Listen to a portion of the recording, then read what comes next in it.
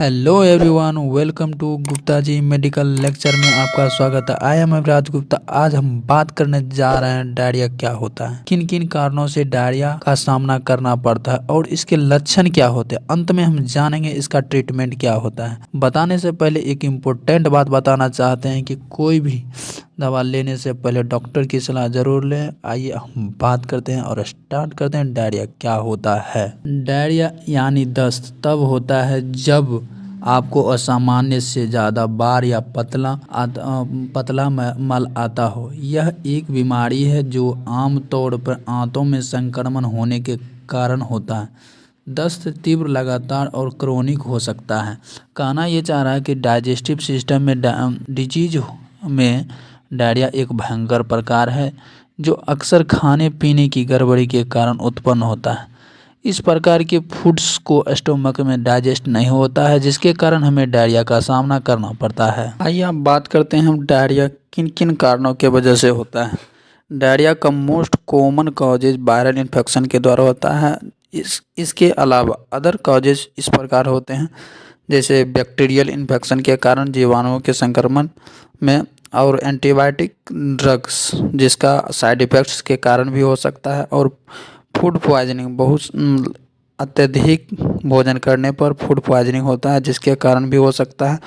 वो शुद्ध जल मतलब गंदे पानी पीने से के कारण भी होता है। ओवर डाइजेस्टिव प्रॉब्लम, अगर पाचन तंत्र में विकार है तो उसके कारण भी हो सकता है। एब्जॉर्प्शन कैपेसिटी कम हो जाना, जैसे हमारे खाने में जो प्रोटीन्स मटेरियल्स हैं उसको अब्जॉर्प्शन कम हो जाता है।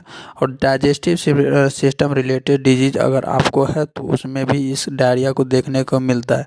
अगर लीवर में प्रॉब्लम है तो भी उसके कारण देखने को मिल सकता है। कब्ज निवारक औषधियों के सेवन के कारण भी हो सकते हैं डायरिया। कारण जानने के बाद हमको उम्मीद है कि आप लोग ये सब गलतियां ना करेंगे और हम आगे बात करते हैं। आइए अब जानते हैं सिम्टम्स क्या क्या हो सकते हैं। लूज मोशन होता है, पेट का भारीपन लगना होता है, पेट में दर्द रहता है, मरोड़ रहता है, जी घबराना या उल्टी आना जिसको हम नोजिया वोमिटिंग भी कहते हैं। एक्यूट डायरिया में पानी की कमी हो जाती है, थकान और बेहोशी भी हो सकती है। वेट लॉस, इसमें हमारे शरीर से जब पानी निकलता है तो वजन में कमी आता है। अधिक प्यास लगती, जब हमारे शरीर से पानी निकलेगा तो हमारे शरीर को प्यास ज़रूर लगेगी। काफ़ी कमजोरी आता है, जब हमारे शरीर से विटामिन और इलेक्ट्रोलाइट्स निकल जाते हैं तो हमें कमजोरी काफ़ी महसूस होती है। और इसके दौरान ब्लड प्रेशर की भी कमी हो जाती है, पेशाब की मात्रा भी कम हो जाता। सबसे इम्पोर्टेंट चीज़ है कि हमारे शरीर में से पेशाब के थ्रू जो पानी आता है वो सबसे इम्पोर्टेंट है जो कम हो जाता है। और ये सब सिम्टम्स दिखाई देते हैं, इससे पता चलता है कि हमें डायरिया का शिकार हो चुके हैं। आइए हम जानते हैं डायरिया होने पर किन किन बातों पर ध्यान देना चाहिए। आमतौर पर डायरिया एक नॉर्मल और क्रिएटिव डिजीज है। यह समय पर डायग्नोसिस तथा ट्रीटमेंट हो जाए तो पेशेंट जल्दी ठीक हो जाता है, अन्यथा पेशेंट का कंडीशन सीवियर हो सकता है। अंतर टाइम रहते हुए ट्रीटमेंट करवा लेना चाहिए। सबसे पहले डायरिया एक काज को दूर करना चाहिए और एक्यूट डायरिया में साबूदाना दिया जाना चाहिए। फ्रूट्स का जूस भी दिया जा सकता है। डायरिया में भूल कर भी दूध नहीं देना चाहिए। क्रोनिक डायरिया में पुराने चावल का भात और मूंग के दाल का मिलाकर खिचड़ी बनाकर दिया जाना चाहिए, जिससे उन्हें डाइजेशन सही से हो सके। आइए आप बात करते हैं डायरिया को रोकने हेतु किन किन ड्रग्स का इस्तेमाल किया जाता है। लूमोफेन प्लस टैबलेट, जिसमें लोप्रामाइड हाइड्रोक्लोराइड 2 mg सुबह शाम 2 गोली को देना चाहिए। इसके अलावा ORS पिलाते रहना चाहिए जिससे पानी की कमी को पूरा किया जा सके। साथ में नॉर्टिजेड, जिसमें नॉरफ्लॉक्सासिलिन और निडाजोल प्लस लैक्टेट एसिड बेसिलस, जो सुबह शाम खाना खाने के बाद दिया जाना चाहिए। और बात करते हैं अगर पेट में दर्द या मरोड़ हो तो जेरोडोल एस्पास, एक्लोफेनिक ड्रोटेन जो कॉम्बिनेशन का आता है जो पेट दर्द को रिलीफ में दिया जाना चाहिए। अब हम बात करते हैं, अगर वोमिटिंग होता है तो उसमें ओंडेम का इस्तेमाल करना चाहिए, जिससे वोमिटिंग को रोका जा सके। इसका इस्तेमाल सुबह शाम दिया जाना चाहिए। अगर गैस की प्रॉब्लम हो तो एंटासिड कैप्सूल्स दिया जाना चाहिए, जिसमें रेबोप्राजोल प्लस डोम पेरिडोम सुबह खाली पेट दिया जाना चाहिए।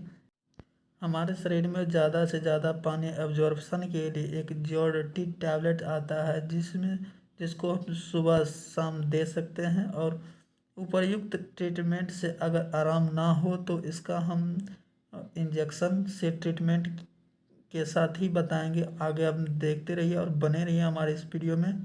आइए अब बात करते हैं इंजेक्शन। जेंटिसिन इंजेक्शन 2 ml का आता है, जो 80 mg का होता है। इसको मांसपेशियाँ या सीरा के में लगाया जा सकता है। इसके अलावा मिकासिन इंजेक्शन जो 500 mg का आता है, जो मांसपेशियाँ या सीरा में लगाया जा सकता है। अब दर्द निवारक इंजेक्शन की बात करते हैं तो एक्लोडोल एस्पास इंजेक्शन आता है, जो दर्द को कम करने में काम करता है। इसको ज़रूरत के अनुसार दिया जाना चाहिए। जब अगर वोमिटिंग हो रहा है तो ओंडेम स्ट्रॉन 4 mg का इंजेक्शन आता है, जो मांसपेशियाँ या अंतःशिरा में लगाया जा सकता है। आइए आप बात करते हैं, हमारे शरीर में अगर बहुत अधिक ज़्यादा मतलब कि पानी की कमी हो जाता है तो कौन कौन सा फ्रूट्स लगाया जाता है। लेकिन उससे पहले हम जानेंगे कि फ्रूट्स लगाने से पहले कौन सा मरीज कोई और प्रॉब्लम है, या डायबिटीज़ का पेशेंट है, या बीपी हाई का पेशेंट है, इस पर ध्यान देना चाहिए। उसके बाद ही फ्रूट्स कोई भी लगाना चाहिए। अगर फ्रूट्स ज़्यादा लॉस हो रहा है तो उसमें ब्लड प्रेशर की कमी हो जाता है, जिसमें NS 500 ml का सिरा के में लगाना चाहिए। और DNS 500 ml इंजेक्शन या RL 500 ml इंजेक्शन लगाया जाना चाहिए, जो एंटीबायोटिक में फ्लैजिल या मेट्रोनिडाजोल 100 cc का सिरा के मार्ग के थ्रू देना चाहिए, जिससे डायरिया का प्रॉब्लम समाप्त हो जाए। आज का वीडियो यही समाप्त होता। तो बताइए कमेंट में कैसा लगा हमारा ये वीडियो, और हमारे इस वीडियो को लाइक शेयर ज़रूर करें, और हमारे चैनल को जाके सब्सक्राइब करें।